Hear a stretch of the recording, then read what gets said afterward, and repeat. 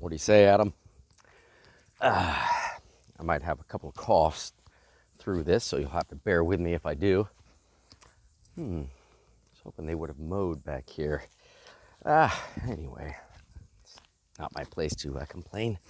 The conventions, amazing time at the conventions. I absolutely love them. One of the greatest tragedies outside of having lost acting jobs during this lockdown was having all the conventions shut down across the world. Really a bummer. I had 3 great ones lined up over the summer and all that, and was going to be the first one in Romania was going to be great. But anyway, that said, I think some of the best moments really are just with some of the other actors and stuff that I get the pleasure of meeting and hanging out with and stuff. I think that it was sorry, setting up a little chair here. Maybe I can sit down for a second. There we go. Hopefully I don't fall back into this murky pond.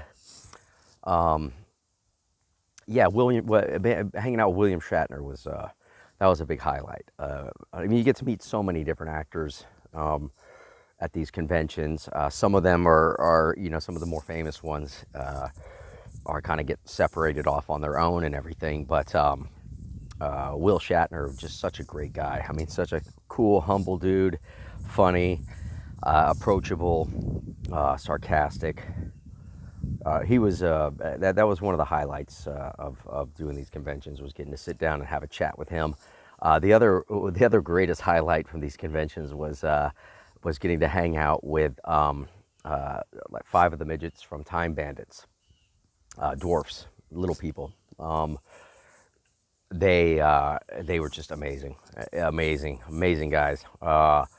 And we got to hang out at a pub after the convention at the hotel we were all staying at, and it was just one of the best nights of my life, because Time Bandits was one of my all-time favorite movies as a kid.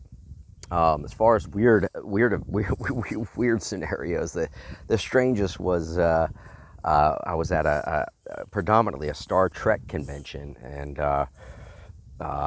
people weren't that excited to have somebody from Stargate there, but there was a bunch of Klingons all dressed up in their Klingon outfits and speaking in Klingon and stuff. And when I was walking to my room down the hall, there was a kind of a Klingon party going on, and I was wearing a t-shirt that had a wrestler on it, and it said like blue collar wrestling.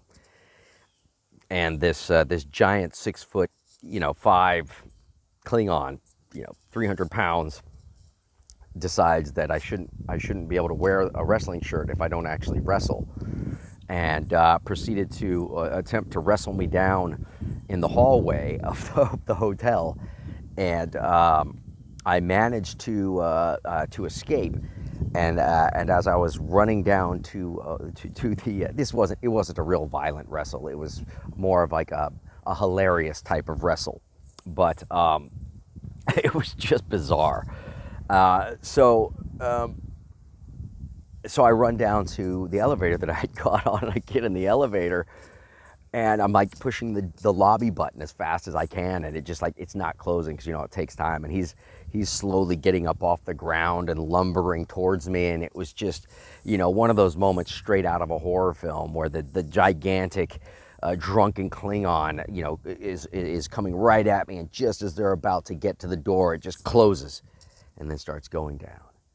And that was by far one of the strangest events. I could tell the story a lot better when I'm on stage, because I have a lot more flexibility and I can move around. But that one, watch out for drunk Klingons, Adam.